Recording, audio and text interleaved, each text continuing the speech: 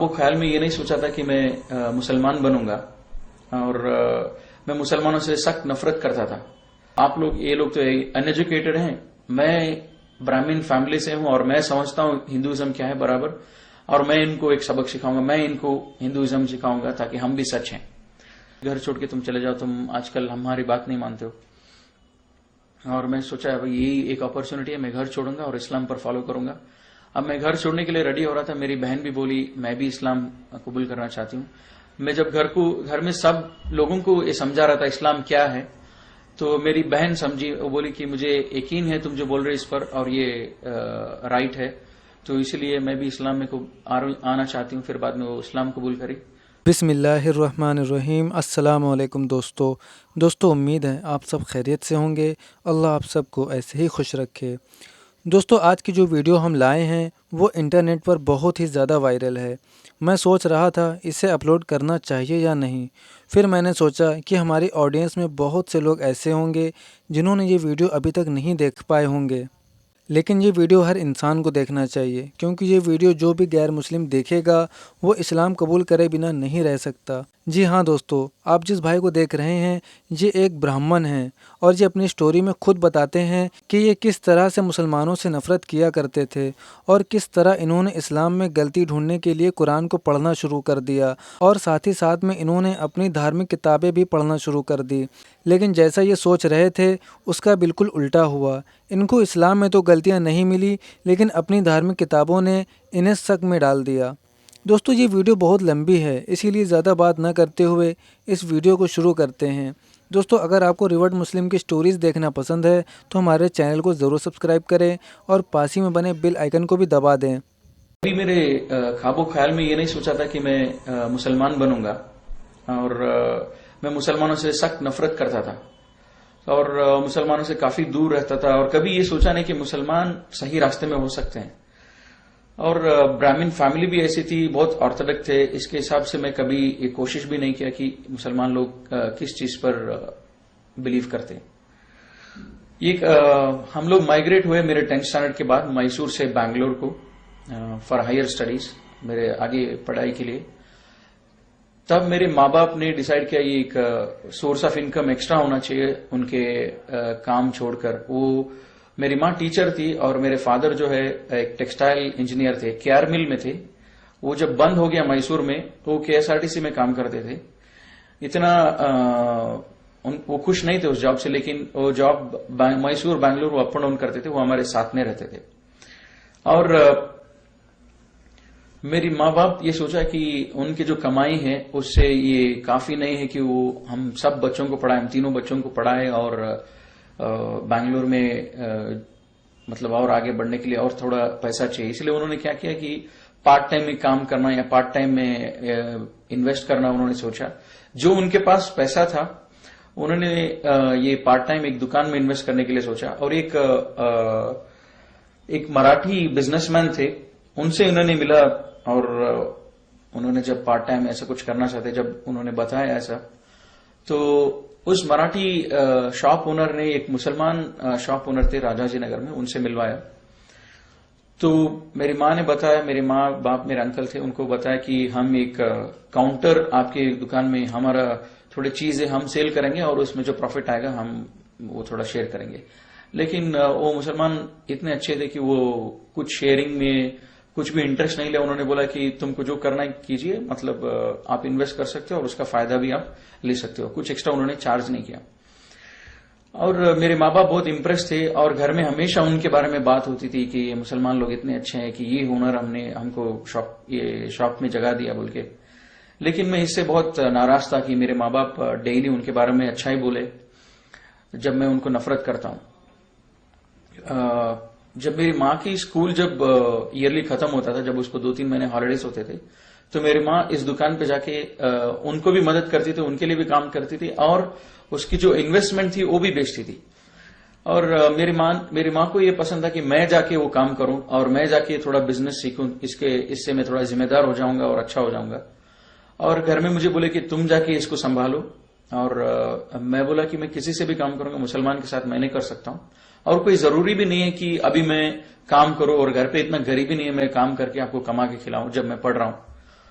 तो मेरी माँ ने मान लिया और मैं दूसरी जगह काम करता था 1-2 दिन के लिए, फिर बाद में छोड़ दिया और घर में रहता था ड्यूरिंग माई हॉलीडेज, जब मेरे छुट्टियां होती थी। तो फिर जब दूसरी बार मेरी माँ को छुट्टियां आई तो मेरी माँ, मेरे नानी माँ और मेरे पेरेंट्स वो सब मुझे बहुत इंसल्ट किए कि तुम जाके करो, तुम जाके काम करो। जब तुम्हारी माँ जाके काम कर रही है, तुम्हारे बहन जाके काम कर रहे हैं और उनकी बिजनेस वो देख रहे हैं, तुमको भी देखना चाहिए, तुम्हारे पैसा है, ऐसे घर में बैठने से अच्छा तुम जाके करो, घर की औरतें कर रहे हैं बाहर। तब मैंने सोचा कि ठीक है जाता हूं। फिर घर मैंने उस दुकान में गया राजा जी नगर में। वो लोग बोले आप चिकपेट में हमारी मदद कीजिए, इधर आपकी जरूरत नहीं। तो उधर मैं काम कर रहा था। जब इधर मैंने काम करना शुरू किया, मुझे और ज्यादा गुस्सा आया कि इनको देखकर वहां पे हिंदू लड़कियां मुसलमान होते थे। तब मैं बहुत नफरत करता था उन लोगों को जो मुसलमान कराते थे ऐसे लोगों को। मैं सोचा ये मुस्लिम लोग इंडिया में क्या कर रहे हैं, इनको तो जगह पाकिस्तान में है, ये लोग हमारे हिंदुओं को क्यों कन्वर्ट कर रहे हैं। तो फिर बहुत गुस्सा था, बहुत झगड़ा करता था उनसे। फिर ऐसी ये जब हो रहा था, वो शॉप के ओनर जो थे वो बैंगलोर में नहीं थे, वो कहीं और थे, बॉम्बे में थे। और इसी आर्गुमेंट में उन्होंने थोड़ी चीज बताई। फिर बाद में उन्होंने बोला कि आप कुरान पढ़ो, कुरान से आपको कुछ समझ में आएगी, एक किताब है। फिर बाद में मैं सोचा कि अच्छा मैं इनको सिखा। अब मैं हिंदू लड़कियों को जब पूछा तुम लोग क्यों इस्लाम में, वो लोग कुछ आंसर नहीं करते थे। वो इतना ही बोलते थे कि ये सच है इसलिए हम आ गए, या ज्यादा वो बोलते नहीं थे। और मैं सोचा कि अब आप लोग, ये लोग तो अनएजुकेटेड हैं, मैं ब्राह्मण फैमिली से हूं और मैं समझता हूं हिंदुइज्म क्या है बराबर, और मैं इनको एक सबक सिखाऊंगा, मैं इनको हिंदुइज्म सिखाऊंगा ताकि हम भी सच हैं। तब मैं हिंदुइज्म और ज्यादा गौर से देखने लगा कि हिंदुइज्म में है क्या।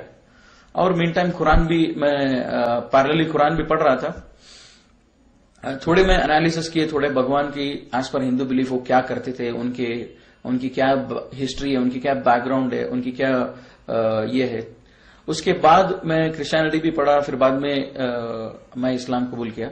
तो वो एनालिसिस मैं आपको बता रहा हूं। अभी पहले जो थे, जब मैं आरएसएस मेंबर था, हमको डेली सुबह में ये बोलते थे कि राम मंदिर हमारा है, कश्मीर हमारा है, तो ये सब होता था। फिर बाद में मैं सोचा कि राम मंदिर, जब उसको बोल रहे कि राम हमसे ज्यादा, सबसे ज्यादा पावरफुल भगवान है, तो उसके बारे में थोड़ा एनालिसिस किया। राम जो है वो एक जो किंग बोलते हैं, जिसको बोलते हैं राजा, वो राजा के घर में पैदा होता है और उसकी 7 बीवियां होते हैं उस राजा को। और 7 बीवियों में एक बीवी के बेटे होते हैं राम। और कुछ फैमिली मिसअंडरस्टैंडिंग से इस भगवान को, जो आज पर हिंदू बिलीफ, इसको घर से बाहर निकाल देते हैं और उसको बोलते हैं वनवास। एक 14 ईयर्स ये वनवास को भेजते हैं जंगल में। इस टाइम पे क्या होता है, रावण एक राक्षस है और वो राक्षस राम की वाइफ को किडनैप करना चाहता है। और जब ये प्लान बना रहा है, राम को ये मालूम भी नहीं कि मेरी वाइफ को कोई किडनैप करने के लिए प्लान कर रहा है, और राम को ये मालूम नहीं हो रहा है कि इस बात राम को मालूम ही नहीं हो रहा है। तो मैं सोचा कि भगवान को अगर उसको मालूम ही नहीं हो रहा है, उसके घर वालों पर अटैक हो रहा है, तो उसको क्या मालूम रहेगा मेरे ऊपर क्या मुसीबत आएगी, मुझे कैसे बचाएंगे।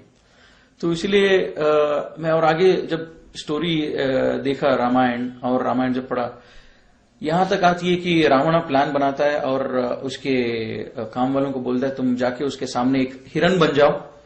जब तुम हिरन बन जाओगे, राम और लक्ष्मण जो है तुम्हारे पीछे भागेंगे, और जब तुम्हारे पीछे भागेंगे तुम ज्यादा दूर भागो, और जब राम और लक्ष्मण जब ज्यादा दूर चले जाए घर से, तब मैं जो है मैं आके सीता को किडनैप करूंगा। तो ये ऐसा ही होता है। और राम को ये 1% भी इसका मालूमात नहीं होता है। और ये मैं सोचते रहता था ये भगवान कैसा हो सकता है, उसके घर वालों के ऊपर कोई अटैक कर रहा है और उसके घर वालों को कोई किडनैप कर रहा है, लेकिन इसको मालूम भी नहीं हो रहा है। और ऐसे ही आता है, रावण की काम वाला जो है वो हिरन बन जाता है, राम उसके पीछे भागता है, लक्ष्मण भी उसके पीछे भागता है, ये बोलकर ये लक्ष्मण रेखा है, इसको पार मत करो। और वो दोनों भागते हैं। अभी इसके टाइम पे क्या होता है, रावण जो है एक भिक्षुक, जो बोलते हैं ये भीख मांगने वाले के वेश में आते, वो उसको सीता को बुलाता है कि मुझे कुछ चाहिए। अब सीता जब बाहर आती है, वो बोलती है मैं ये रेखा से आगे नहीं आ सकूंगी। फिर उनके बाद में डिस्कशन होता है और रावण बोलता है कि आप बाहर आके देना चाहिए कि मैं कोई भिक्षुक नहीं हूं, लेकिन मैं एक अच्छा भिक्षुक हूं। तो सीता उस लक्ष्मण रेखा से पार करती है। पार करके जो है जब जाती है, रावण उसको किडनैप करता है। जब वो किडनैप कर रहा होता है तब भी राम को और लक्ष्मण को मालूम नहीं होता कि मेरी बीवी मेरे घर पे अकेली है और उसको कोई किडनैप कर रहा है। हाँ, जब किडनैप हो रहा है तभी भी सीता अपने आप को बचाने की भी कोशिश नहीं करती है, वो बहुत मजबूर होती है और वो रावण किडनैप करता है, वो लेके चले जाता है। इसके बाद जो है राम उसको तलाशने के लिए, वो उसको कौन किडनैप किया उसको वापस लेके आने के लिए वो कितने साल लगा देता है। और ये हनुमान जिसको बोलते हैं, ये उनको बोलते हैं वानरू बोलते हैं कन्नड़ा में, इंग्लिश में उसको बोलते हैं मंकीज। उनके मदद से, ये बंदरों के मदद से वो कितने सालों के बाद सीता को वापस लेके आता है। और मेरे दिमाग में यही बात आता था, अगर राम सच्ची में भगवान है तो उसको इन वायुसेना की क्यों इनकी क्यों जरूरत है? ये वानरों जिसको बोलते हैं बंदर, इसकी क्यों जरूरत है? ये खुद जाके लेके आ सकता है। अगर ये भगवान है तो इसकी कोई जरूरत नहीं कि इसको किसी और की मदद की जरूरत नहीं, भगवान खुद अपनी काम कर सकता है। लेकिन इसकी वाइफ को लेके आने के लिए ये बंदरों की मदद से लेके आता है। फिर भी लेके आने के बाद सीता को बोलता है कि मैं तुम पर लोग तुम पर शक कर रहे हैं, तो इसीलिए तुमको एक टेस्ट करना पड़ेगा, तुम पे एक टेस्ट किया जाएगा, जैसे इसको बोलते हैं कन्नड़ा में अग्नि परीक्षा। वो अग्नि परीक्षा मतलब ये एक आग से तुमको जाना पड़ेगा। जब तुमको हार्म कुछ नहीं होता इसका मतलब तुम प्योर हो। तो वो आग से निकलती है, फिर बाद में राम उसको कबूल करता है, वो एंड है। तो मैं सोचता था राम हिंदू के हिसाब से वो एक भगवान है और सीता भी एक भगवान है। जब भगवान एक दूसरे के ऊपर भरोसा नहीं करते हैं तो ये बात कुछ समझ में नहीं आती, भगवान के ऊपर क्यों भरोसा नहीं करता है? तो फिर मुझे ये लगा कि एक स्टोरी है। अब जब कुरान पढ़ रहा था, मेरे नानी को और मेरे माँ बाप को जब पूछता था रामायण जो है इसको कौन हमको दिया, रामायण किसने दिया हमको, तो वो बोलते थे रामायण लिखा हुआ है एक ऋषि से, वाल्मीकि जो बोलते हैं वो ऋषि ने लिखा है रामायण। तो ये मैं सोचता था मेरे नानी बोल रही है रामायण लिखा हुआ है। जब मैं उसको पूछा कुरान क्या है, वो बोलती थी कुरान जो है मुसलमानों के ऊपर उसके भगवान ने उनको दिया है, ये कोई लिखा नहीं है, भगवान ने दिया है। तब मैं सोचा नेचुरली जब ये किताब जो भगवान से है वो ज्यादा पावरफुल रहेगी, जो किताब लिखी हुई है वो ज्यादा वीक रहेगी। तो मैं सोचा भगवान से है कुरान, इसका क्या प्रूफ है? तो मैं तलाश करने लगा और भी एनालिसिस किया, जैसे गणेश है और गणेश की जब मैं एनालिसिस किया, गणेश भगवान हम इसको मानते हैं जब मैं हिंदू था। अभी पार्वती जिसकी पत्नी है, ईश्वर शिवा जिसको बोलते हैं, ईश्वर एक जो मोस्ट पावरफुल गॉड है, एक मोस्ट पावरफुल सबसे ताकतवर भगवान है। और ये ईश्वर की पत्नी है पार्वती। ईश्वर इतना ताकतवर है, अगर वो तीसरा आंख भी खोल देगा तो वो दुनिया भस्म हो जाएगा, ऐसा सब बिलीफ है। तब तो ऐसी ताकतवर भगवान की ये पत्नी है पार्वती, और वो भी भगवान है, गॉडेस बोलते हैं इंग्लिश में उसको। तो पार्वती उसको नहाना होता है और वो गणेश को बना देती है कि तुम मेरा वॉचमैन रहो। मैं सोचता था इतनी पावरफुल, इतनी ताकतवर भगवान की बीवी को सिक्योरिटी क्या जरूरत है? फिर भी वो बनाती है गणेश को, फिर वो नहाने जाती है और ईश्वरा जो है घर में दाखिल होता है। उसके घर में जब आता है वो पूछता है गणेश को, तुम कौन हो? तो मैं ताज्जुब हो गया ये पढ़ के और ये देख के भी कि ये कैसा सवाल पूछ सकता है ईश्वर, जब उसको इतना भी इल्म नहीं है उसके घर में क्या हो रहा है। उसकी बीवी ने उस गणेश को बनाया और उसको इल्म में ये भी मालूम नहीं कि इसको कौन बनाया और मेरे घर में ये कब आया। वाकई पूछता है इसको तुम कौन हो? जब ये ताकतवर भगवान है, इसको इतना मालूम होना चाहिए पूरे दुनिया के हर कोने में क्या हो रहा है इसको मालूम होना चाहिए। लेकिन ये भगवान घर में आके बात करता है और गणेश से पूछता है कि तुम कौन हो। इसका मतलब जब ईश्वरा को उसके खुद के घर में जो हो रहा है वो मालूम नहीं है, तो मेरे घर में या दूसरों के घर में जो प्रॉब्लम्स इस दुनिया में हो रहा है उसको कैसे पता चलेगा? तब मैं सोचा ये जो है ये भी एक स्टोरी की जैसी लग रही है। फिर आगे जब देखेंगे स्टोरी क्या होता है, फिर ईश्वरा जो है गणेश की गर्दन काट देता है जब गणेश उसको अंदर जाने नहीं देता है। उस टाइम पे पार्वती आती है और पूछती है कि तुमने ऐसा क्यों किया, ये मेरा बेटा है और इसको वापस जिंदा करो। और ईश्वरा बोलता है मैं इसको जिंदा नहीं कर सकता हूं क्योंकि मैंने उसको काट दिया है। और पार्वती और ईश्वरा ये काफी दिनों तक ये झगड़ा चलता है। फिर बाद में ईश्वरा बोलता है कि मैं इसको हाथी का सर से उसको जोड़ता हूं और उसके एसोसिएट्स को बोलता है कि तुम हाथी इस डायरेक्शन पे जो सोया हुआ है वहां पे जाओ और उस हाथी को आप कट करो, उस हाथी के सर को, और वहां लेके आओ और मैं इसको जोड़ दूंगा। अब लेके आते और उसको जोड़ देता है। अब मैं सोचा ये क्या लॉजिक है, उसी सर को ज्यादा आसानी से जोड़ सकता है, हाथी के सर को क्यों जोड़ा? जब जान नहीं दे सकता हूं बोल के फिर बाद में हाथी के सर से क्यों उसको जान वापस दिया? बाद में मैं सोचा कि इतना बेरहम क्वालिटी, जब इसको सर उड़ा देना, कट कर देना, ये क्वालिटी भगवान की नहीं हो सकती है। इतनी बेरहमी से एक गलती उसने किया, उसने जाने नहीं दिया, उसको कत्ल कर दो इमीडिएटली। ये तो बेरहम एक कैरेक्टर है, भगवान की नहीं हो सकती है। फिर बाद में मैं सोचा गणेश की मैं पूजा क्यों करूं? जब वो खुद अपनी सर बचा नहीं सका तो उसकी क्यों पूजा करूं, जो उसकी अपने आप की, अपने खुद की जान की जब वो रक्षा नहीं कर सकता, क्योंकि मेरी जान की, मेरे घर वालों की, मेरी माल की क्या रक्षा करेगा वो? तो इसीलिए मैं वो स्टोरी सुन के मुझे बहुत ये हुआ, अफसोस हुआ। और पढ़ के, और मैं जब मेरी नानी और इनसे सब पूछता था, मेरे घर वाले जो भी बड़े थे, माँ बाप थे, उनसे पूछता था कि भगवान को देखा कौन है? जब हम पूछते कि गणेश की फेस जो है ऐसा है, ईश्वरा का फेस ऐसा है, हमको कैसा मालूम है ये? तो घर में बोलते थे नहीं ये हम कर रहे हैं क्योंकि ये हमारी पूर्वज जो है बहुत पहले से करते आ रहे हैं, तो इसीलिए हम कर रहे हैं ये बात, तो इसीलिए हम पूजा कर रहे हैं इस मूर्तियों की। और जब मैं कुरान पढ़ रहा था, कुरान में भी यही आता है कि क्या अगर तुम्हारे पूर्वज जिहालत में थे, जब तुम्हारे सामने सच्चाई वाजे हो गई, क्या तुम भी जिहालत में रहोगे?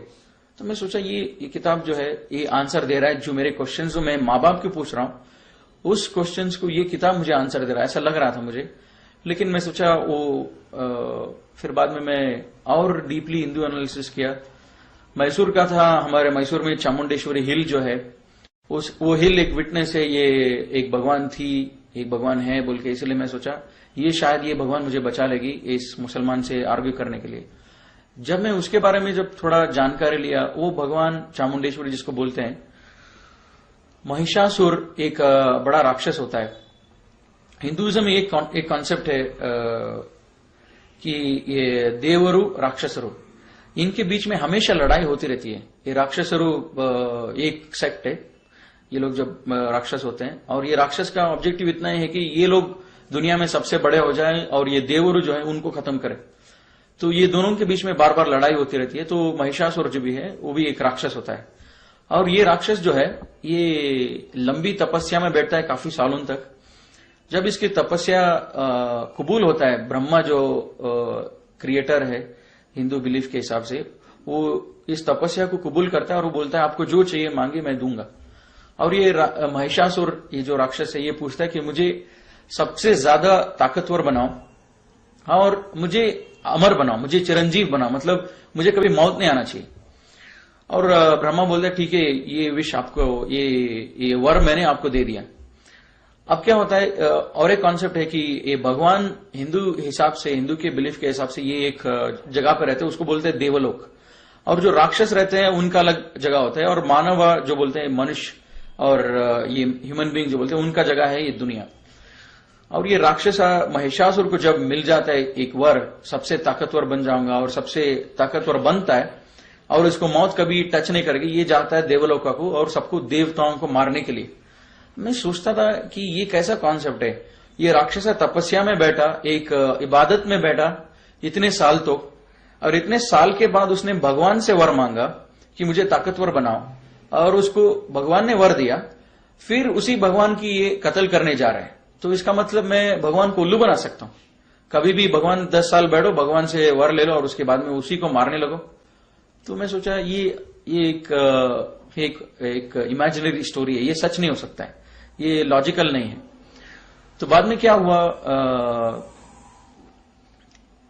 ये राक्षस जब सबको मार रहा होता है, ये लोग देवते बोलते हैं, देवतेगणु, ये लोग सब जाके इनसे मिलते हैं, ब्रह्मा विष्णु महेश्वरा, इनसे जाके मिलते हैं और इनको पूछते हैं कि हम ऐसे मुसीबत में हैं, ये महिषासुर जो है हमको मार रहा है, हम क्या करें अभी?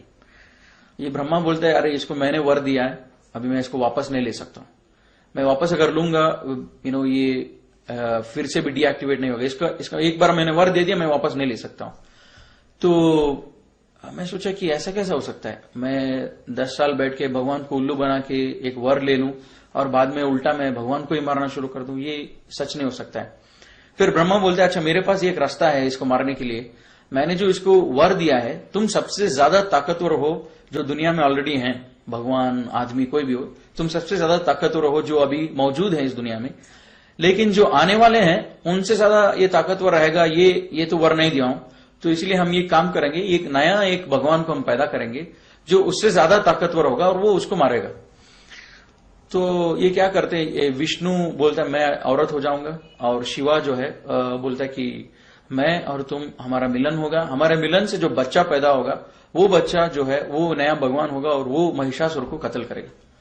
और जो बच्चा पैदा होता है उसका नाम होता है चामुंडेश्वरी। वो लड़की होती है उसको चामुंडेश्वरी बोल के नाम रखते हैं, मतलब चामुंडेश्वरी, वो ईश्वर का भी नाम ही आता है चामुंडेश्वरी। वो जाके उसको कत्ल कर देती है, महिषासुर को। मैं सोचा, एक मिनट के लिए सोचा, अगर मैं भगवान होता, मैं ब्रह्मा के जगह होता, तो मैं कभी, मुझे मालूम हो जाता था कि ये राक्षस 10 साल के लिए इसलिए बैठा है मुझे मारने के लिए, ये देवरों को खत्म करने के लिए इसलिए बैठा है, तो मैं कभी वर नहीं देता। ऐसा पूरा ड्रामा करने से अच्छा मैं वर नहीं देता, और या तो वर देने के बाद उसको कत्ल कर देता। तो ये सब देख के मुझे लगा एक हिंदुइज्म, एक माइथोलॉजी। और मेरे माँ बाप और सब लोग बोल रहे कि हमारे भगवान जो हम जिसको पूज रहे हैं, जो भी हमारे मूर्तियां हैं, बस ये लोग, ये सच कोई किताब में नहीं है, लेकिन हम कर रहे हैं कि इसलिए क्योंकि ये हमारे पूर्वज कर देते। और एक ऐसी चीज थी जिससे मुझे ये आसान हुआ हिंदुइज्म के बारे में बिलीफ छोड़ने के लिए, कि हमारे घर में एक कॉन्सेप्ट है मने देवरू, जिसको बोलते हैं घर का भगवान। हर एक घर का अपना अपना खुद का भगवान होता है। तो मेरे घर में भी हमारा मने देवरू जो बोलते हैं, हमारा घर का भगवान जो था वो स्नेक था, स्नेक, सांप। और मेरे कजिन का मने देवरू घर का भगवान था ईगल। मेरे घर में जब भी फेस्टिवल होता था मेरी माँ बोलती थी कि उनके घर पे जाओ मत, और उनके घर में जब फेस्टिवल होता था वो बोलते थे कि मेरे कजिन को मेरे घर पे आओ मत, क्योंकि ये ईगल गॉड और स्नेक गॉड और बोथ आर एनिमीज। तो मेरी माँ बोलती थी तुम्हारा गॉड जो है वो स्नेक है, अब उनका गॉड ईगल है, तब जब तुम फेस्टिवल में जाओगे तो तुमको प्रॉब्लम हो जाएगा। मैं सोचता था हाउ इलॉजिकल इट इज, ये तुम क्या बोल रही हो, ये सब मुझे समझ में नहीं आती है। क्योंकि मैं कजिन के घर जाना चाहता हूँ और अच्छा खाना खाना चाहता हूँ उधर भी, because I want to show my new dresses there, लेकिन तुम बोल रहे हो तुम जाओ मत। ये कैसा हो सकता है, भगवान और भगवान के बीच में दुश्मनी। और अल्लाह ताला कुरान में बोलता है कि इस कायनात को बनाने में अगर एक से ज्यादा लोग होते, एक से ज्यादा क्रिएटर होते, तो बहुत ज्यादा कंफ्यूजन होता है इस दुनिया में। तो मैं ये कंफ्यूजन मेरे घर में ही दिख रहा है, क्योंकि मेरी माँ बोल रही है हमारा घर का भगवान जो है स्नेक है, और मेरे कजिन का घर का भगवान जो है वो जो है ईगल है। तो ये भी एक ऐसी चीज थी which help me to I believe more in Islam. ये ऐसे सब चीज थी। और कुरान इसके बारे में live Allah Ta'ala is talking to me in this book. Allah Ta'ala बोल रहा है कि ये अगर इस दुनिया को बनाने में बहुत सारे भगवान होते तो उन भगवानों के बीच में बहुत सारे प्रॉब्लम भी होते। जैसे मैंने देखा रावण और राम और ब्रह्मा, महिषासुरा और जो है ईश्वरा, पार्वती, और ये सब जब देखा मैं, ये भगवान को दूसरे भगवान के बारे में मालूम ही नहीं है, जानकारी नहीं है। एक भगवान एक काम करता है, उसके बारे में दूसरे भगवान को मालूम नहीं है। जब ब्रह्मा ने महिषासुरा को वर दिया, उसके बारे में शिवा को मालूम नहीं, विष्णु को मालूम नहीं। जब ये सब कंफ्यूजन ही है। तो अल्लाह ताला कुरान में भी यही बोल रहा है कि अगर इस दुनिया को, और इस दुनिया में अगर एक से ज्यादा खुदा होते, तो एक से ज्यादा क्रिएटर होते, एक से ज्यादा अल्लाह होते, तो बहुत सारे प्रॉब्लम होते। तो मैंने थोड़ा क्रिश्चियनिटी भी पढ़ा। जब मैं 10th स्टैंडर्ड में जब था इंडिया में, मैसूर में, उधर एक पुष्पाश्रम बोल के एक जगह था, वहां पे क्रिश्चियंस लोग, फादर्स लोगों को ग्रेजुएट करते थे। तो उधर मैं क्रिसमस में कभी जाता था, उनकी हम लोग एक टूर के हिसाब से उधर जाते थे और देखते थे। हमारे फैमिली सबको लोग बुलाते थे, हम पूरे माँ बाप के साथ जाके देखते थे। वो जो मूर्तियां रखते थे जीसस की, मदर मेरी की, हम लोग देखते थे। वो उतना इल्म मुझे था, ये लोग क्रिश्चियंस भी जीसस को पूछते हैं। जब मैं थोड़ा ज्यादा जानकारी लिया तब मुझे मालूम पड़ा, ये बोलते हैं Jesus is the only son of God, only begotten son of the God. मतलब जो एक बेटा है, खुदा का बेटा है जो बोलते हैं। मैं सोचा हमारे घर में भी ये बात कभी कभी होती थी कि जब घर में लड़की पैदा होते तो ये लोग खुश नहीं होते थे हिंदूस। हम इनको बेटों की ज्यादा जरूरत होती थी। और जब मैं पूछता था कि बेटे को इतना क्यों अहमियत देते थे, ये बोलते थे कि बेटों से हमारा खानदान आगे बढ़ता है। तो बेटों की जरूरत अल्लाह को अल्लाह को क्यों होना चाहिए कि जब बेटा इसीलिए जरूरी है खानदान को आगे चलाने के लिए या नाम रोशन करने के लिए जो भी है, लेकिन अल्लाह को बेटा की जरूरत क्यों है? अल्लाह तो स्टार्टिंग भी है एंडिंग भी अल्लाह ही है, मतलब बीच में कोई नहीं, अल्लाह की सब कुछ है। तब मैं सोचा कि ये क्रिश्चियनिटी का जीसस सन ऑफ गॉड ये जो भी है जिसको पूछते हैं, और मदर मैरी, ट्रिनिटी का जो भी कॉन्सेप्ट है ये भी हिंदू के आसपास है, हिंदुइज्म के सेम फिलॉसफी है। तो मैंने क्रिश्चियनिटी को भी मैंने बहुत देर तक एनालाइज नहीं किया, फिर बाद में मैंने वो भी छोड़ दिया। जब मैं कुरान पढ़ रहा था मुझे मालूम हो गया कि इस्लाम सच है, लेकिन मुझे कबूल करने बहुत मुश्किल हो रहा था कि इस्लाम सच है, क्योंकि मैं मुसलमानों को बहुत नफरत करता था और मुझे मेरे फैमिली मुस्लिम्स के बहुत खिलाफ था, मतलब ब्राह्मण कम्युनिटी एज सच। तो मुझे डर भी लगता था कि ये कैसे सच हो सकता है। जब मैं कुरान पढ़ रहा था आगे थोड़ी आयत आई जो मैं आपसे शेयर करूंगा। ये आयत जो है मेरे दिल के अंदर बहुत तकलीफ हुआ और उसके बाद में मैंने इस्लाम कबूल किया। मैं सोचा अल्लाह ताला कुरान में बोलता है कि मैं हर चीज को माफ करूंगा जिसको चाहिए उसको, लेकिन शिर्क को माफ नहीं करूंगा। तो मैं सोचा मैं शिर्क को छोड़ दूंगा, बाकी सारे चीज मैं करते रहूंगा, क्योंकि शिर्क को छोड़ने के बाद मैं ऐसा कोई गुनाह नहीं कर रहा हूं जिससे मुझे अल्लाह ताला पनिशमेंट दे।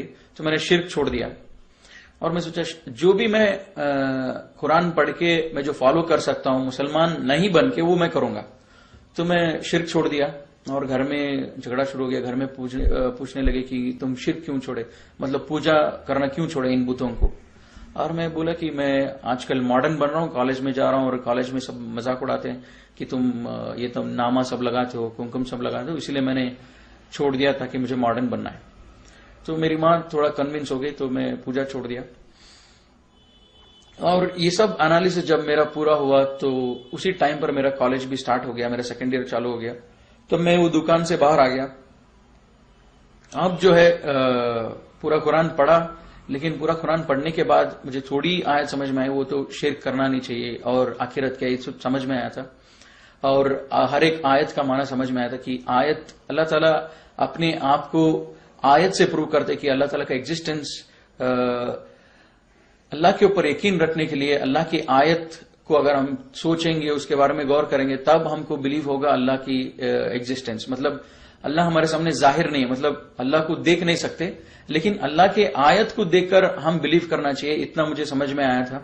फिर दूसरी आयत जब मैंने कुरान में पढ़ा, how can you disbelieve in Allah when you are lifeless, we gave you life and we will cause you to die again and we will cause you to life again, we will bring back to life again.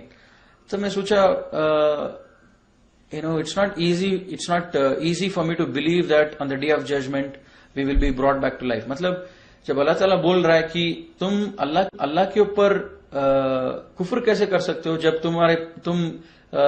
तुम नहीं थे और बाद में तुमको अल्लाह ने एक life दिया, फिर बाद में अल्लाह तुमको मौत देगा, फिर उसके बाद में अल्लाह तुमको फिर से वापस जिंदगी देगा, खड़ा करेगा आखिरत के दिन।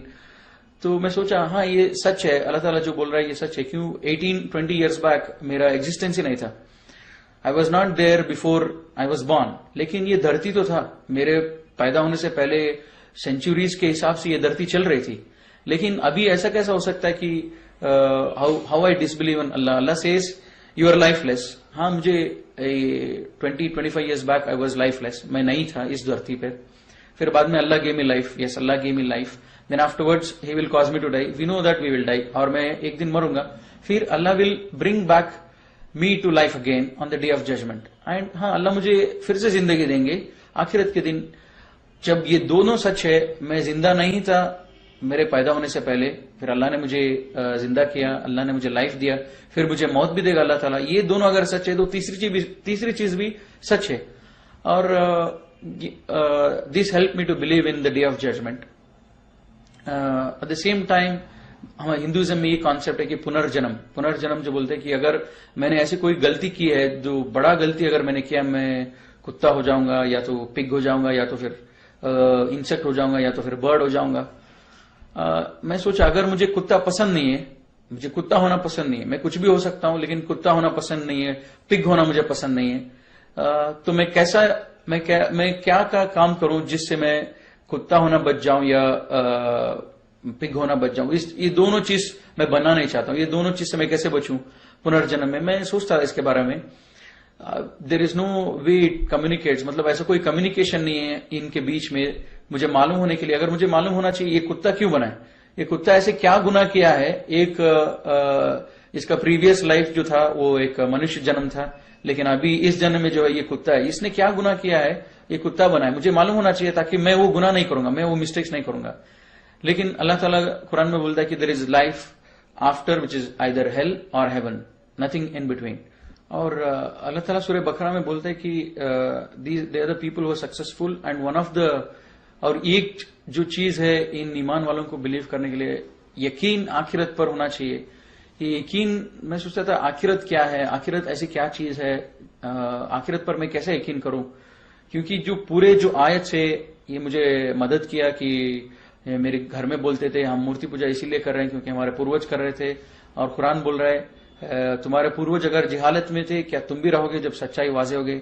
और मेरे दिल में ये बात आती थी मैं इस्लाम फॉलो करूंगा लेकिन नमाज पढ़ूंगा और मेरे हिसाब से पढ़ूंगा, मुसलमानों के जैसा नहीं पढ़ूंगा। तब ये दूसरी भी आयत आई कि विच हेल्प मी टू, जो मुझे मदद किया इस्लाम को फॉलो करने के लिए। आज मैंने इस्लाम को परफेक्ट किया, मुकम्मल किया, और इसके सिवा दूसरे कोई मजहब को मैं एक्सेप्ट नहीं करूंगा। और ये सब आयत मुझे मदद किया। लेकिन मैं सोचा आखिरत के लिए क्या आयत है, और अल्लाह ताला पूरे कुरान में बोलता है कि मेरे बंदों को जो लोग सोचते हैं उनके लिए मैं हर दिन हजारों आयत दिखाता हूं। दिन होता है, रात होता है, बारिश होती है, ये सब देखने के लिए आयत है, लेकिन लोग सोचते नहीं है। तो आखिरत के लिए ऐसा क्या आयत है, मैं सोच रहा था। जब ऐसी टाइम पर मैं मेरे को एक चैप्टर याद आया मेरे साइंस में जब पढ़ रहा था अर्थ के बारे में, और मेरी बहन भी 10th स्टैंडर्ड में थी। जब उनकी किताबें देखा तो मुझे मालूम पड़ा अर्थ का क्रस्ट कैसा बना है, अर्थ कैसा बना हुआ है। So many kilometres down there is water, उसके बाद जो है वो ये है, उसके बाद जो पत्थर है, फिर बाद में आग है, वो आग इसी से वॉल्केनो आती है। तो मुझे सोचा यही एक आयत है अल्लाह ताला जो मुझे कम्युनिकेट करा। ये आयत है यकीन करने के लिए जहन्नम पर, और जन्नत पर कैसे यकीन करो कि जन्नत रहेगा या नहीं रहेगा। जब मैं टीवी देखता था ये कश्मीर वगैरह सब, कश्मीर और ऊटी जब गार्डन्स देखता था, तब मैं सोचता था अगर दुनिया में इस धरती में अगर अल्लाह ताला इतने अच्छे गार्डन जब बना सकते हैं तो आखिरत में क्यों नहीं रहेगा इतने अच्छे गार्डन। तो मुझे ज्यादा डिफिकल्ट नहीं हुआ, मैंने आखिरत पर यकीन कर लिया। फिर कभी कभी मेरे दिल में ये भी ख्याल आती थी कि क्या ये सब कुछ साइंस से तो नहीं है, ये सब कुछ हम अल्लाह भी नहीं है, ये हिंदुइज्म भी रॉन्ग है, क्रिश्चियनिटी भी रॉन्ग है, ये सब कुछ साइंस से तो नहीं है, मतलब कोई भगवान ही नहीं, ये सब हुआ अपने आप हो गया। तो कभी कभी मेरे दिल में ये भी ख्याल आता था जब मैं सोचता था उसके बारे में। वो बिग बैंग थियरी ऐसा है कि टू समराइज, मतलब सिंपल वे, कि एक वो फायर बॉल था, आग का बॉल था, और वो जब डिस्ट्रॉय हुआ वो ये दुनिया और ये रिवर्स स्काईज ये सब फॉर्म हो गए। तो ये बिग बैंग थियरी इन ए नटशेल ये जब बोलती है। जब मैं सोचा एक रबर बॉल अगर टूटता है, डिस्ट्रॉय होता है, तो रबर के पीसेस नजर आएंगे, कुछ ज्यादा नजर नहीं आएगा रबर बॉल से ज्यादा। उसी हिसाब से अगर एक फायर बॉल, एक आग का बॉल भी अगर डिस्ट्रॉय होता है तो आग ही दिखना चाहिए हर जगह। ऐसे कैसे कि पानी भी है धरती में और ग्रीनरी भी है और हमारी लाइफ है, ये साइंस भी थोड़ा it was not helping me. तो मुझे मालूम पड़ा कि ये साइंस जो है एक चीज बता रही है, लेकिन it is not only because of big bang theory. लेकिन अल्लाह ताला बोलता है पूरे क्रिएशन कैसे हुआ इन कुरान में, तो वो अल्लाह ने आंसर दिया। अब जब मेरा कॉलेज स्टार्ट हुआ तब मैं पूरा फुल टाइम उस दुकान में नहीं जाता था, लेकिन सैटरडे संडे उस दुकान में जाता था क्योंकि उस ओनर से भी अच्छी दोस्ती हो गई थी। वो उनका बिहेवियर अच्छा था, जब हमारा सैलरी टाइम पे देते थे, ज्यादा चीटिंग नहीं करते थे मेरे माँ के बिजनेस में, और हमको सब मदद करते थे, और जो भी दुकान में थे उन सबकी मदद करते थे जब जरूरत हो। तब मैं सोचा उनसे मिलने के लिए जाऊंगा। हर सैटरडे संडे जाता था, और जब भी जाता वो बिजी रहते थे उनके काम में, और मैं कुरान पढ़ता था। जब कुरान पढ़ता था नेक्स्ट टाइम जब गया मैं, और हमेशा जब भी मैं कुरान पढ़ने फिर से शुरू करता, मुझे डर लगता था लास्ट टाइम मैंने पढ़ा नहीं बराबर, तो फिर से शुरू करता था कुरान पढ़ने बिगिनिंग से, सूरह फातिहा, सूरह बकरा फिर से शुरू करता था। जब फिर से शुरू किया कुरान में, एक आयत ऐसा आया सूरह बकरा में, this is the book of which this is the book from your lord on which there is no doubt And this is a guidance for those who are conscious and who have the faith in Allah and faith in unseen and who have faith in the hereafter. And तो ये आयत एक 6 आयत थी, उससे मुझे डर लग रहा था और मैंने नमाज पढ़ना शुरू किया. वो 6 आयत था. One is we should believe in we should have the consciousness and we should believe in the unseen, which is Allah subhanahu wa ta'ala जो दिखते नहीं है, और एंजल्स और आखिरत उस पर. और दूसरी चीज वो है कि एस्टैब्लिश प्रेयर. और चौथी चीज believe in what is revealed on prophet Muhammad सल्लल्लाहु अलैहि वसल्लम and what was revealed before him. जो प्रॉफिट सल्लल्लाहु अलैहि वसल्लम के ऊपर नाजिल हुआ और उनसे पहले जो नाजिल हुआ उसके ऊपर ईमान लेके आना, ये थी. और जो हमने दिया है आपको उससे खर्च करो, मतलब जकात दो वगैरह, सदका करो. एंड फाइनल चीज था कि आखिरत पर यकीन रखने वाले ये लोग हैं जो रियली सक्सेसफुल हैं और ये लोग ट्रू गाइडेंस पर हैं, ये लोग जो है सही हिदायत पर हैं. इसीलिए जब ये आयत पढ़ा तब मुझे लगा कि ये आयत के हिसाब से मैं सक्सेसफुल नहीं हूं, कि मैंने शिर्क छोड़ दिया. लेकिन ये आयत बोलता है कि who are conscious and who are believe in unseen and were steadfast in the prayer, were establishing the prayers. अब बाकी चीज ज़कात ये सब तो मेरे लिए इंपॉर्टेंट नहीं था, मतलब मैं उसका एलिजिबल नहीं था. तो मुझे अब जरूरी है कि मैं प्रेयर को एस्टैब्लिश करूं, मतलब मेरे नमाज जो है इसको शुरू करूं. और मैं 2 दिन हो गया मैं घर चला गया और मैं सोचता रहा मुझे अभी प्रेयर पढ़ना है, कैसे पढ़ना है वगैरह सब. अब मैं इन लोगों से मिला जो ऑलरेडी मुसलमान हुए थे, उनसे पूछा कि तुम लोग कैसे नमाज पढ़ते हो. वो लोगों ने एक डायरी दिखाया, ब्लैक डायरी, हम कन्नड़ा में लिखे, इससे सीखे, हम इससे नमाज पढ़ना शुरू किया. तब मैं भी नमाज पढ़ना शुरू किया जब वो लोग जैसे कर रहे थे. लेकिन नमाज पढ़ने से पहले मैंने ये सूरा जब कोशिश किया पढ़ने के लिए, बहुत मुश्किल हो रहा था मुझे. अल्हम्दुलिल्लाह बोलने के लिए भी मुझे बहुत तकलीफ होता था, क्योंकि ये अरबिक जबान इतना आसान नहीं था मुझे बोलने के लिए. तो काफी टाइम लगा ये सूरा सीखने के लिए. जब सूरा सीखता था बीच में मुझे कभी कभी ये ख्याल भी आता था कि मैं मुसलमानों की जैसा नमाज क्यों पढ़ूं. मैं नमाज पढ़ूंगा मेरे हिसाब से पढ़ूंगा, मेरे हिसाब से मैं नमाज पढ़ूंगा, मेरे हिसाब से मैं अल्लाह से मांगूंगा, अल्लाह से इबादत करूंगा. इनकी जैसा क्यों करूं. और ये अरबिक मुश्किल भी है, तो मैं सोचा मैं इंग्लिश में पढ़ूंगा, नहीं तो कन्नड़ा में पढ़ूंगा, पूरे ट्रांसलेशन है, तो अरबिक में क्यों पढ़ना चाहिए. तब मैं ये सोचा, थोड़े दिन में सोचा अच्छा ठीक है ऐसे ही करते हैं.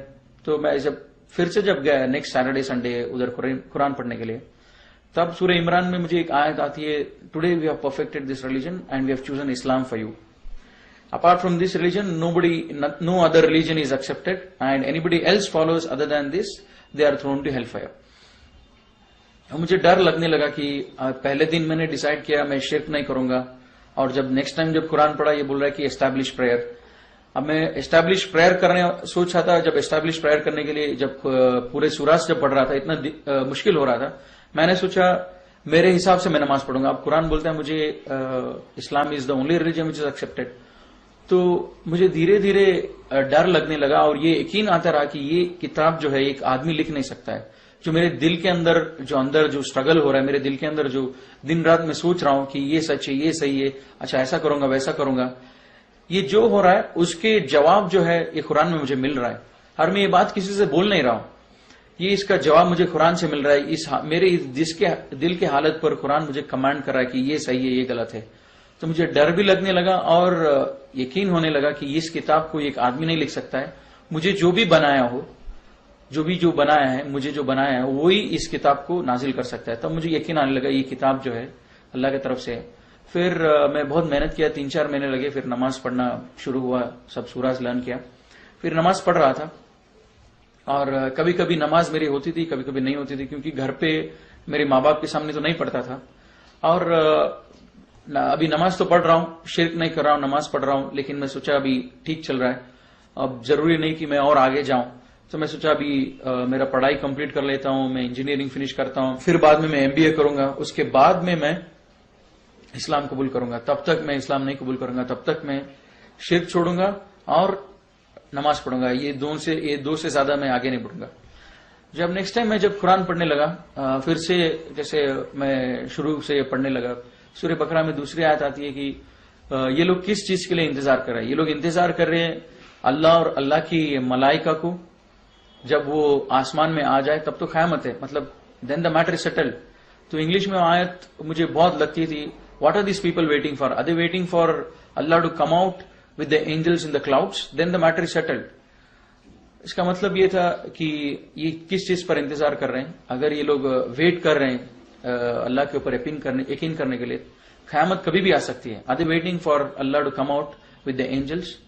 तो अब मुझे और डर लगता था कि अब मैं नमाज पढ़ना शुरू किया, अब कुरान बोल रहा है कि मुझे किस चीज के लिए इंतजार कर रहा हूं. और मैं अंदर ही अंदर ये प्लान किया था, मैं इंजीनियरिंग पढ़ूंगा, MBA करूंगा, उसके बाद में मैं घर से बाहर आऊंगा. जरूरत नहीं था घर से बाहर आने के लिए, लेकिन घर के अंदर भी तो नहीं कर सकता था. एक मुझे मालूम था मुझे घर से बाहर आना है. तो मैं सोचा अभी मुझे और ज्यादा स्टेप्स लेना पड़ा. नहीं, और मैं कुरान पढ़ते रहा और मैं घर पे नमाज पढ़ते रहा. मैं सोचा कि मुझे एक रास्ता निकालना चाहिए कि इस्लाम कंप्लीटली फॉलो करने के लिए. और बार बार अल्लाह ताला कुरान में बोलता है कि इस्लाम में पूरे के पूरे दाखिल हो जाओ. और मुझे मालूम था कि मैं पूरा दाखिल नहीं हूं, क्यों मैं शिर्क छोड़ दिया और नमाज पढ़ रहा था बस. और बाकी जो भी इस्लाम की अहकामात है वो नहीं कर रहा था. जुमा को मस्जिद में नहीं जा रहा था, और रोजा जब रखता था कभी कभी रखता था, कभी कभी नहीं रखता था. तो मुझे मालूम था कि मैं इस्लाम में कंप्लीटली नहीं हूं. मुझे कंप्लीटली आने के लिए कुरान बोल रहा है, अब मुझे कंप्लीटली आना चाहिए. फिर बाद में पहला रमजान आया. मैं पहले रमजान में अल्हम्दुलिल्लाह पूरे के पूरे रोजा रखा. फर्स्ट 2 डेज शायद छूट गया होगा. पूरे के पूरे रोजा रखा. और मेरे घर में बहुत झगड़ा होती थी कि माँ को डाउट आने लग गया मैं रोजा रख रहा हूं बोल के. अब जब उसको डाउट आता था उस दिन मैं उससे बचने के लिए वो जब फोर्स करती तो उसके सामने खा लेता. तो ऐसे 2 रोजे छूट गए होंगे. फिर पहले रमजान हुआ, फिर बाद में मैं अल्हम्दुलिल्लाह थोड़ा स्ट्रांग हुआ, थोड़ा यकीन भी हुआ. अब घर पे जो बात करने लगते थे हम डेली डिनर पे, लंच पे, जब उनको बताने लगा क्यों अभी जब मेरा प्लान के हिसाब से कुछ भी नहीं होगा, मुझे अभी घर में बोलना चाहिए धीरे धीरे कि मैं इस्लाम में आ रहा हूं. तब मैं घर में बोलने लगा धीरे धीरे कि ये गलत है हम जो कर रहे हैं. फिर ये सब बोलता भी रहा. और कॉलेज में कॉलेज भी पढ़ाई भी होती थी. कभी कभी दिल में ये ख्याल भी आता था कि ये सब जरूरी है कि अभी मैं बच्चा हूं, अभी मैं 17-18 ईयर्स में हूं और मुझे पढ़ाई पे ध्यान देना चाहिए. ये सब जरूरी नहीं है. ये अभी ठीक है मैं शिर्क छोड़ दिया और नमाज पढ़ रहा हूं, लेकिन घर से बाहर जाना जरूरी नहीं है. मैं सब कमाऊंगा, अच्छा पोस्ट पे आऊंगा, तब जाके मैं पूरा का पूरा इस्लाम फॉलो करूंगा. ये ख्याल भी आता था. कभी नमाज के लिए भी इरेगुलर हो जाता था. जब घर में नमाज पढ़ने की अपॉर्चुनिटी भी जब होते थे वो नमाज छोड़ देता था कोई भी बहाना लेके. फिर बाद में कभी भी हॉलीडेज आता, सैटरडे संडे, फिर वो दुकान में जाता, कुरान पढ़ता था. जिससे बिगिनिंग से जब पढ़ता था वो कुरान में आता था कि सूरह बकरा में there are people who say we believe in Allah in the last day and they are deceiving Allah. They think they are deceiving Allah and the believers, but they are not deceiving anybody else. They are deceiving themselves. इसका मतलब ये कि थोड़े लोग हैं जो बोलते हैं कि हम अल्लाह पर ईमान रखते हैं और आखिरत पर ईमान रखते हैं, लेकिन वो हकीकत पे ईमान नहीं रखते हैं. वो बस एक मजाक कर रहे हैं, एक धोखा दे रहे हैं अल्लाह और अल्लाह के बंदों को. लेकिन ये धोखा किसी और को नहीं, अपने आप को धोखा दे रहे हैं. तब मैं सोचता था कि क्या ये आयत मेरे लिए है क्या, कि क्या मैं अल्लाह को धोखा दे रहा हूं, क्या मैं अल्लाह के बंदों को धोखा दे रहा हूं.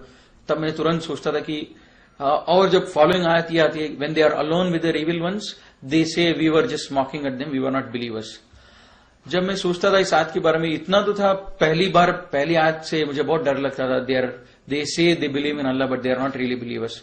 मुझे डर लगता, लेकिन दूसरे आयत से थोड़ा मुझे ये रिलैक्स होता था, क्योंकि मेरे साथ कोई ऐसे नहीं थी to say that I am just mocking at them. तो मैं थोड़ा सेफ होता था. लेकिन मेरे दिल के अंदर जो एक केयरलेसनेस था, जो स्टेडफास्ट नहीं था दीन से, ये आयत मुझे बहुत लगता था. और फिर बाद में मैं नमाज बराबर ट्रैक पे पढ़ता था, टाइम पर पढ़ता था. फिर बाद में क्या हुआ, फिर से मैं कॉलेज वीकडेज आते थे, कॉलेज जाता था, फिर सोचता था इसके बारे में. फिर कभी कभी बैकसीट ले लेता कि ये जरूरी नहीं है, मेरे करियर जरूरी है, मेरे को अच्छा मार्क्स लेके आना है, ये सब जरूरी नहीं है. फिर 1-2 आयत ऐसी मैं पढ़ा, फिर बाद में दैट चेंज्ड माय लाइफ. फिर बाद में मैं घर में ओपनली डिस्कस करने लगा इस्लाम के बारे में. वो लास्ट एक आयत ये थी which really help me a lot to change, मतलब बहुत मुझे मदद किया है चेंज करने के लिए मेरे लाइफ. वो था कि when the death approaches them they will my angels will ask them what state you were in, and they will reply we were weak and oppressed in this world. And angels will reply, was Allah's land was not vast enough for you to emigrate and follow Islam. मतलब जब इनकी मौत आएगी, मेरे मलाइका इनको पूछेंगे कि तुम किस हालत में थे, और ये लोग रिप्लाई करेंगे कि हम बहुत वीक थे, हम बहुत मजबूर थे।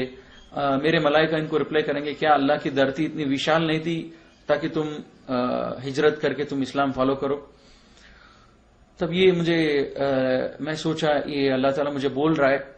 मैं बार बार अपने आप को, मैं फजर नहीं पढ़ रहा हूं, असर नहीं पढ़ रहा हूं, मेरी माँ है, मैं वीक हूं, मैं बहुत कमजोर हूं, मैं कमा नहीं रहा हूं, अब मैं पूरा का पूरा इस्लाम फॉलो नहीं करता हूं। ये सब मेरे दिल में आता था। जब ये आयत पढ़ा तो मुझे लगा कि Allah Ta'ala is answering to my question in my heart. तो तब मैं सोचा अच्छा ठीक है, अभी मैं ओपनली डिक्लेयर करूंगा घर में। अब घर में मैं ओपनली बोलने लगा इस्लाम सच है और तुम लोग जो कर रहे हो सही है, तुम लोग जो कर रहे हो वो सही नहीं है और मैं जो कर रहा हूं वो सही है, और ये मूर्ति पूजा सब हिंदुइज्म में नहीं है। अब क्या हुआ, मेरे माँ बाप ने सोचा कि ये इतना सीरियस नहीं है, वो ऐसे ही बोल रहा है। फिर धीरे धीरे मेरे डिप्लोमा जो खत्म होती रही, मैंने अपने प्रिंसिपल से भी पूछा कि लीगल प्रोसीजर क्या है इस्लाम कबूल करने की। फिर उन्होंने बताया लीगल प्रोसीजर जो भी है, उसके बाद मुझे काम मिलेगा नहीं मिलेगा। फिर इतना हुआ मेरे घर में, जब मैं पूरा बोल रहा था मेरे माँ बाप भी ये मानते थे मैं जो बोल रहा हूँ सच बोल रहा हूँ, लेकिन वो बोलते थे कि हम इस्लाम फॉलो इसलिए नहीं कर सकते, हमारी सोसाइटी, हमारी कम्युनिटी, हमको ये बड़ा मुश्किल होगा। लेकिन अल्लाह ताला कुरान में भी ये बोलते हैं कि ये नबी, ये लोग इस किताब को ऐसे पहचानते हैं जैसे अपनी बेटों को पहचानते हैं।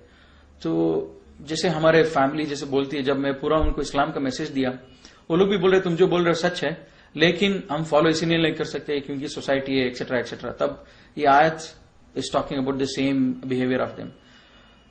तो काफी सारा ऐसा सब अंदर मेरे दिल में बहुत प्रॉब्लम आ रहा था, अंदर ही अंदर एक स्ट्रगल था, एक क्या करूं मैं इस्लाम कबूल करूं या क्या करूं। लेकिन मन ही मन मेरे दिल ये बोल रहा था कि इस्लाम सच है, और मैं मानने के लिए रेडी नहीं था क्योंकि माँ बाप और ये सब वगैरह।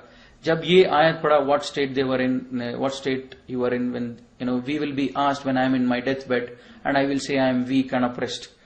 तो ये आयत जो है ये मुझे बहुत लगा। इसके बाद में मैं डेली दुआ करने लगा अल्लाह से कि मुझे एक अपॉर्चुनिटी मिल जाए जिससे मैं घर छोड़ दूं और इस्लाम कंप्लीटली फॉलो करूं।